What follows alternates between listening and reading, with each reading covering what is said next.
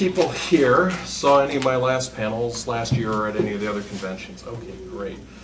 Well, as you may or may not know, Gareth von Kallenbach. I created the website Skewed and Reviewed. We're syndicated. I appear on the top-rated Seattle morning show on KISW, which you can hear over the web here, and most times you can actually catch it over the air on the BJ Shea morning show. I'm their film and game guy. And of course, we're syndicated.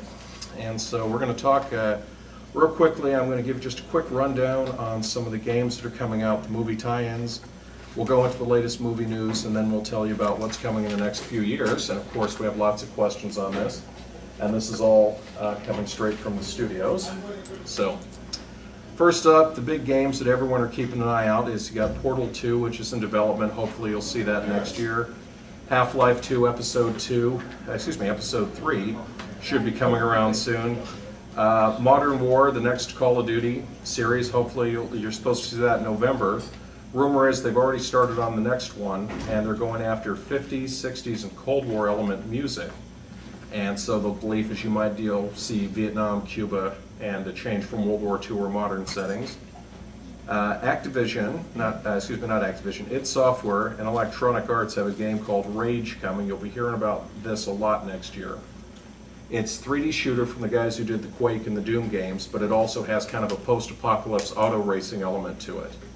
So I'm told, it's almost like two games in one. 1 minute you're 3D shooter, the next minute you're the customized vehicles. It kind of hints at Borderlands, which is coming very soon, which is really good. We played it at PAX, post-apocalypse, a lot of weapons. There's just thousands of weapon possibilities. There is a new Alien vs. Predator game coming, which looks very good. It's a 3D shooter. And I'm sure you've heard of Mass Effect 2, the follow-up.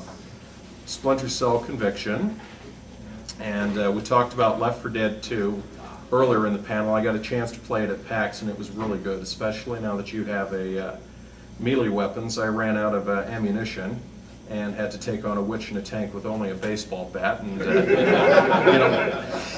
miraculously I was still standing. I don't know how that happened, but we had a nice fight in a, where was it? It was a hotel, one of those cheesy hotels, and we were setting up the gas cans. I had one bullet left, but it's amazing how many gas cans you can make light with one bullet if you plan your shot correctly. You'll see that in November. StarCraft 2 and Diablo 3, as we mentioned, they look really good. And you'll be seeing those later in 2010, I believe is the plan. BioShock 2 as well. Star Trek Online, which was really good. I was really surprised. I wasn't sure how they'd pull off a massive online game with ground missions and space combat. And it was really good. Space combat was a lot of fun. I have a simple philosophy: full throttle, shields all the way, and one of us is going to fall. And in my case, I was fortunate. I was able to take out 5 Klingons by having a twitchy. I was on smoke and smoking like crazy, but at least I was still in the battle. Game out right now called Darkest of Days. Has anyone heard about this? Oh, yeah, I heard of it. Time travel game where you have to go back and save people out of historical battles that weren't supposed to die, and one of the joys of it is you can bring high-tech weaponry into the past. And I can tell you a machine gun at the Siege of Pompeii does a lot of damage, and the real high-tech space weapons, Doesn't raise any eyebrows? Well, rule of thumb, by the time they see it, they're dead. And then, of course, they have this new little twist that I hate. They have these guys that have halos around them that are supposed to survive the war. And so when you're picking away, you have to try to be very careful not to hit them and kill them because they have an important part in history. MAG, which is a massive, massive online shooter for Sony. That's 200 and something people in a 3D shooter game. And I was getting my tail kicked really quickly in the beta, and I realized one thing: the moment you hit the screen, start throwing grenades, it tends to clear a nice little path for you, and then run. God of War 3, Uncharted 2 is out. God of War 3 is really good. Army of Two, which is kind of like a two-person Splinter Cell thing by Electronic Arts, that was a lot of fun. Assassin's Creed 2. The one that we're really looking forward to is Star Wars: The Old Republic, which is a massive online game. Saboteur, which is kind of a Sin City type film noir resistance game. Dead Space Extraction, which I'm just playing now for the Wii, which is the prequel to Dead Space. There's a new Mario Brothers for the Wii, which is actually really good. One that we got a lot of fun with called Fairy Tale Fights. It was basically Little Red Riding Hood, the Emperor's New Clothes, and 2 other people in Fairyland are upset that they're no longer topical.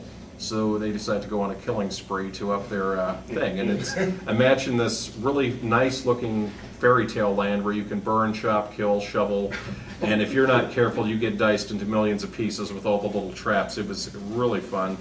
Champions Online, we talked about it earlier, big online superhero game from the folks that did City of Heroes. I really enjoy it. If you're looking for something very reasonable, there's a game called Trine, which is a side-scroller, and it has an interesting twist that you can either be kind of like a barbarian, a sorcerer, or a ranger. Each has their own unique abilities, and sometimes you need those abilities so you can change between characters in level. So for example, if you're somewhere and you need the ranger's grappling hook, you change from this one to that one. A lot of fun. And the final thing that we're going to mention for right now is there's this new thing called Gunner Optics, and I was really impressed with them. They're gaming glasses. And at first I thought, okay, this is kind of a gimmick, you know, we've seen the 3D glasses before, and what they do is they're lightweight and they cut out the glare and they do the amplification. And so if you're someone, even if you're just typing at the computer, they really help a lot. I was like really skeptical at first, and we tried these things out, and I was like, wow, this is amazing. And like high def's the thing and takes all the glare and the eye fatigue out of it. So those are what's coming, and keep those in mind because we will actually be referencing gaming-related tie-ins to most, if not all, of those games. I mean, did I say gaming? Excuse me, movie-related tie-ins.